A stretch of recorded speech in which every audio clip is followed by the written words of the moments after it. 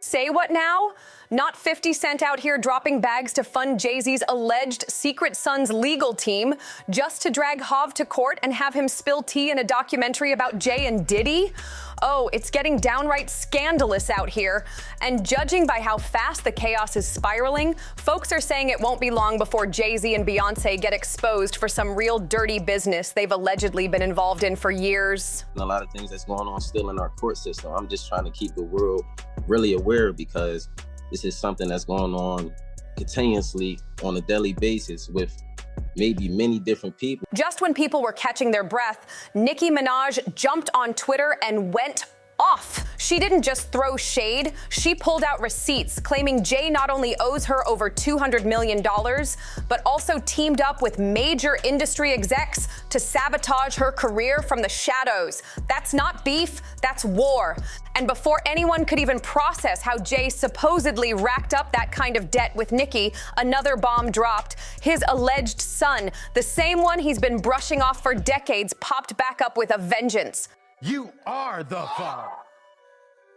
But this time, he's got proof, concrete proof. No rumors, no gossip, actual evidence that Jay-Z might really be his father. The man claiming to be Jay-Z's secret son, his name is Ramir Satwa, and he's been locked in this messy back and forth with Jay since way back in 2010. Ramir says Jay-Z got his late mother, Wanda, pregnant after a one-night stand, and she was just 16 at the time. Do you think that it seemed that Jay-Z, via his people, were willing to work something out behind the scenes, and then all of a sudden that stopped?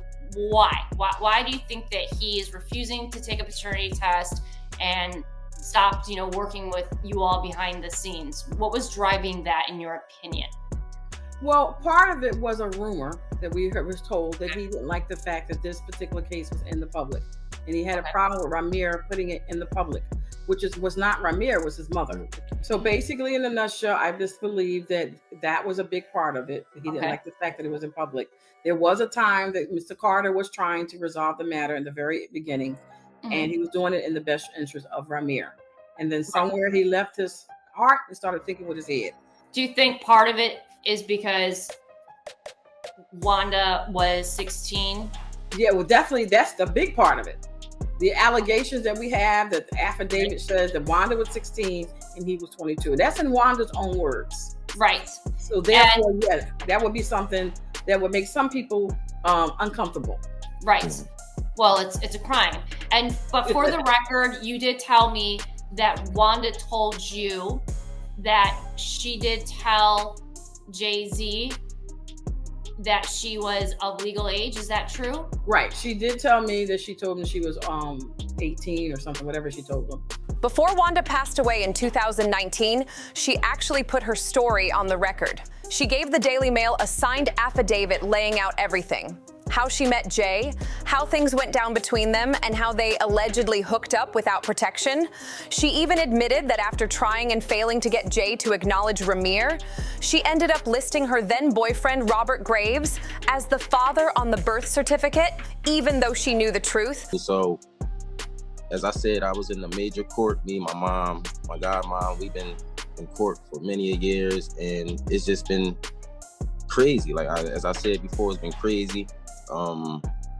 We've been going in there. I don't feel like we've been getting our rights really appreciated. So important to deal with, because all the fraud on the court, if we just let that, just pass and not say anything about it, they will continue to do anything they want. It's not just with us, it's with people in the world. Like, a lot of fraud and a lot of collusion that's just been going on and just been looked over was never supposed to happen. And I would not let that pass. I'm not letting the lawyers get away with that. They will not go in the courtroom of justice and just lie like that and continue to get praised off it, or use this lie to benefit off all these years. Like, we've been going to court, putting our hard-earned money out there, and we going in there to fight fraud. That's just that's craziness. That's really craziness, and I don't think nobody in the world should have to go through that. You going in there, you paying your hard-earned money.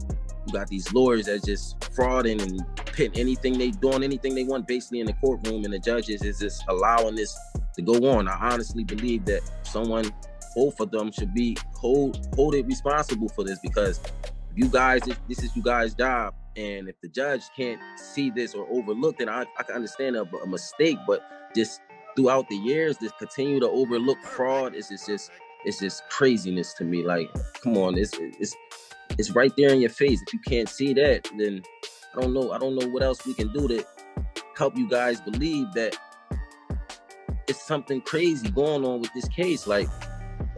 Honestly, I just want everybody in the world just to keep their eyes open and just watch things that happen, that just like how things unfold, because it's crazy. It really is crazy. These judges, these lawyers, this fraud, this collusion, who knows what it's for, money or friendships or whatever they got going on. But I can honestly say that we should never go in the courtroom feeling like we're already the victims and we did nothing wrong.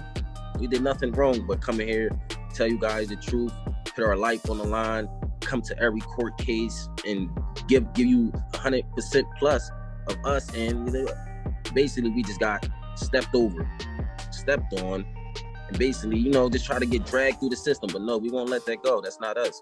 We're not we're not letting this go, and we will continue to fight, like, especially for fraud and collusion that's been going on. No, I will not let nobody just put that on my name, my mother's name, my godmother's name. We will fight for what is right, like we've been doing all these years. Here's where it gets even wilder. Wanda never told Robert the real deal. She let him believe Ramir was his biological son, even though she believed Jay was the real father. But once Wanda passed, Ramir didn't slow down.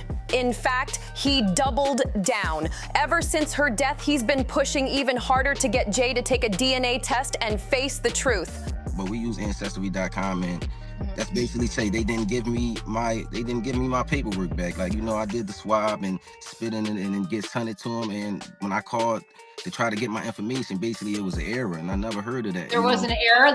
They wouldn't give you your paperwork. Yeah, they won't give me my paperwork from Ancestry.com. Now you have people saying use 23andMe, and I just want people to know, like, the courts got my DNA. So if they wanted to test my DNA, for me just to keep spending all this money, these guys can test this, Jay-Z and them, and I'm just the judges. They have everything they need. So obviously I'm not out of the fight, and I won't stop. It's not just about no Jay-Z. I'm not just chasing Jay-Z.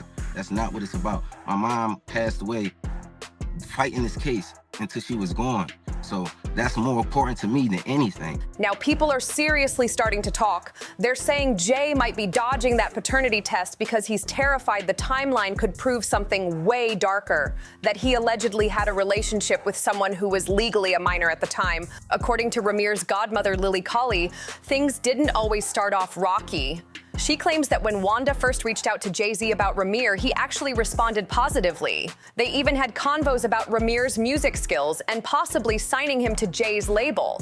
But just when things looked promising, a bunch of lawyers swooped in, and suddenly the energy flipped completely. Lily believes that once Jay's team realized Wanda was allegedly underage during her time with him, they hit the panic button. You have told me that you believe that Beyonce may have been one of the reasons why there wasn't a resolution. I do believe that. Like, in the very beginning, they didn't have a daughter, and there was seemed like we were understanding there was complications in getting conceived, etc. Right. And I felt like that would make some women, and it seemed like for her, she would fit that bill, uncomfortable about him having a fully grown son with a talent. Right. So I do believe that she had a problem. If it was true, she would have a problem with the fact that Ramir was in the picture or coming in the picture, because that was a vulnerable time. Right. But clearly now, 10 years later, 12 years later, you would think somebody would say, hey, let's just get this out of the way. That's when things got shady. Messy legal moves, accidental mistakes, and what Lily says looks like straight up collusion between their lawyers and Jay's team. She says they had no choice but to fight back, and they're not backing down. In a jaw-dropping interview, Ramir went all in, accusing Jay-Z of throwing big money around to keep this story buried. He says Jay has been paying off lawyers and judges just to make sure the truth never hits a courtroom. Yep. We had to go to the police about several things. There's people, like you said, came into the property. Some of them knocked on Ramir's window. They wanted Ramir to drop the case, which was early on. There's been a lot of what they call intimidation. Even more wild, Ramir claims his own lawyers, the ones he says he personally paid, ended up working against him. He says Jay-Z got to them too, sabotaging the whole case from the inside. Ramir and Lily sat down for an explosive interview with Liz Crokin, and what they revealed? Lily dropped some serious bombshells, saying that ever since they started pressing Jay-Z with this paternity case, both she and Ramir have been getting threats. She claimed they've been followed, watched, and even stalked like something out of a crime show. It didn't stop there. Lily said Ramir's house was broken into, and whoever did it left a chilling warning. If he didn't back off and drop the case, things would get violent. That shook Ramir so bad he ran to the cops more than once. But guess what? Lily says Jay's got insiders everywhere, even claiming he has connections deep in law enforcement. So those police reports, they went nowhere. And here's where it gets even crazier. Since Jay allegedly keeps dodging the DNA test, Ramir decided to try an online route by comparing his ancestry to Jay-Z's. But somehow, the test results got tampered with, and he never even received them. Suspicious much? Lily also pointed out that this ain't the first time something like this happened. Another alleged child of Jay's, Letitia Mayor, apparently went through the exact same drama. After pushing Jay for a DNA test and trying to get the truth out, she finally received her results, only to allegedly get paid off and slapped with an NDA to keep quiet. Beyonce. And now, the case just came roaring back to life.